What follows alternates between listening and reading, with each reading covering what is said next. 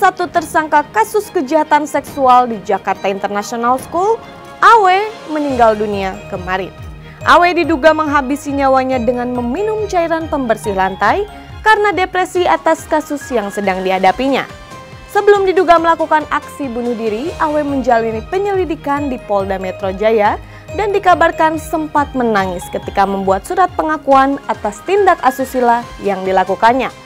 Lantas seperti apa tanggapan ibunda korban atas meninggalnya salah satu tersangka tersebut? Pemirsa, kita simak liputannya berikut ini.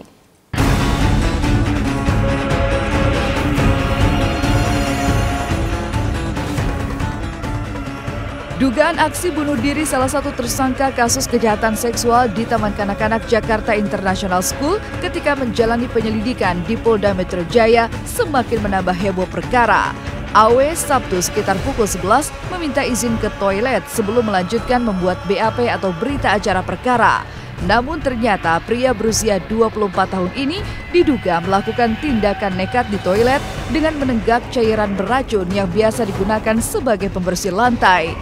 Duka tampak menyelimuti keluarga, sanak kerabat dan juga para sahabat lantaran penetapan AW sebagai tersangka perbuatan asusila dan juga kematian AW yang dirasa tidak wajar.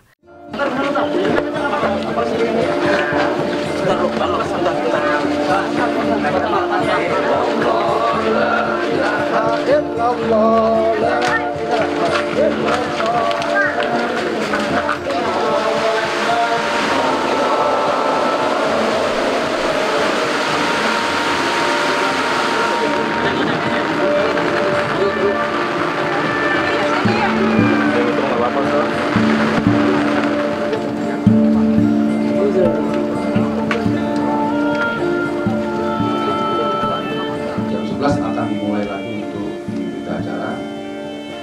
Baru ada pertanyaan interview yang bersangkutan izin untuk buang air ke kamar mandi di toilet PPA di samping ruang Roos. Dari situ ada kantong PPA, situ ada toiletnya. Di kamar mandi situ dengan dikawal oleh satu anggota dengan satu PAL. Sekitar 4 menit di dalam. Kemudian kita dengar suara seperti orang terjatuh dan suara ngorok. Melihat kejadian itu, mendengar kejadian itu, anggota yang mengawal langsung mengetuk pintu, namun tidak ada jawaban dan didobrak.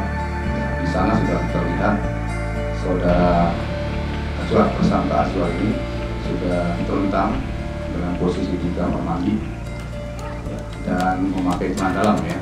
Yang lain bajunya sudah digantung sama celananya. Dan di sampingnya ada prostek yang sudah tertidur botolnya, ada cairan juga di situ.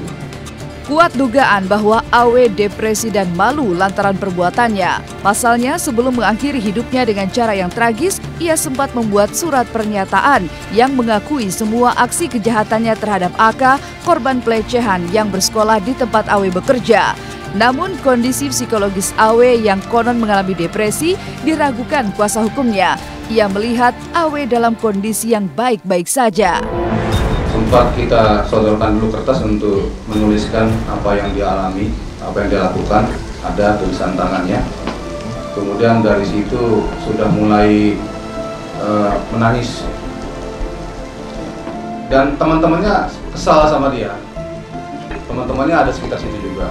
Kesal karena apa? Dia susah ngomongnya gitu. Yang lain sudah ngomong semua, sudah mengakui semua, dia kok susah bener gitu. Ya, sampai temannya kesal sama dia. Tapi akhirnya dia menuliskan walaupun tidak banyak. Nah setelah itu dia izin ke kamar. Ini kan tulisannya nih. Nah, saya pernah melakukan 1 kali pada tanggal 17. Ini penyidik kan bilang dalam keadaan tertekan atau apa ya, memang itu kita belum dapat kepastian karena menurut kita justru tidak ada tanda-tanda almarhum mengambil pilihan mengakhiri hidup dengan cara yang demikian, karena terakhir temu sama rekan-rekan juga sama terakhir kan almarhum dijemput oleh petugas itu di satu masjid yang bersama dengan guru ngaji almarhum beliau gitu ya. Dan terakhir itu berkomunikasi dengan almarhum ya Bapak guru ngaji ini bilang ya baik-baik aja, nggak ada tanda-tanda dia tertekan atau apa. Terakhir kali saya ketemu kan di tanggal 20 malam. Tanggal 20 malam itu berarti 20 April malam ya, pada hari Minggu malam. Itu dia menyatakan tidak terlibat. Dia kenapa tidak terlibat? Dia bilang ya, dia tugas saya bukan di toilet, Pak.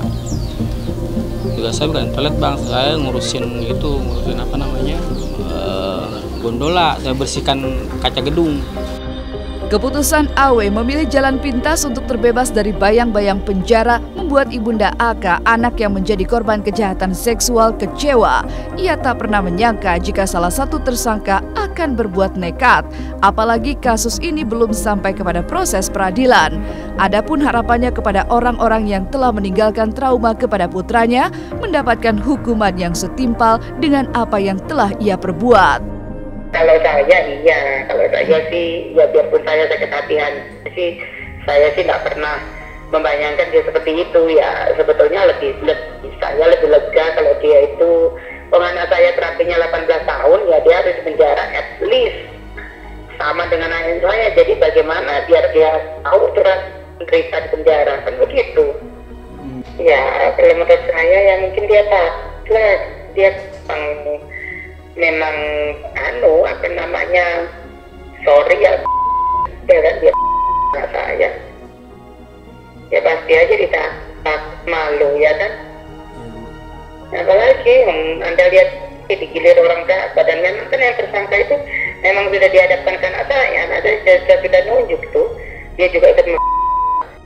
Terlepas dari perkara hukum, Awe sebenarnya telah merencanakan untuk melamar sang gadis pujaan. Ia telah meminta guru spiritualnya yang sudah ia anggap seperti ayah sendiri melamar seorang gadis untuk dirinya.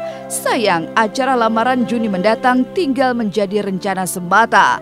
Pria yang dikenal periang itu kini telah tiada dan meninggalkan misteri tentang peristiwa di sekolah bertaraf internasional tempatnya bekerja. Oh iya benar, betul. Dia bilang orang tua perempuannya mau datang ke sini, artinya mau berkunjung ke sebuah rumah, dan saya suruh nemuin. Saya bilang ya udah, saya lamarin, nikah. Juni rencananya. Ya, dia ada rencana mau menikah, kalau nggak salah bulan-bulan 7 habis Lebaran sih kalau nggak salah. Saya kaget, Mbak. Saya kaget. Yang saya tahu Azwar itu normal-normal aja. Mohon maaf nih kalau misalnya kita lagi bercanda kayak main kelitikan, bego gitu. Dia disentuh sama cowok aja nggak mau. Gitu.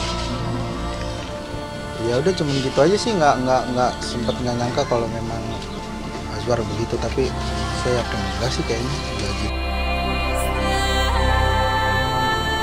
Meninggalkan kisah pilu pelecehan di sekolah internasional tadi, kisah selanjutnya datang dari lokasi Ganteng-Ganteng Serigala. Apa saja yang dilakukan para pemain saat jeda syuting? Tunggu was-was setelah yang berikut ini. Jangan kemana-mana. Nah, nih kita lihat isinya.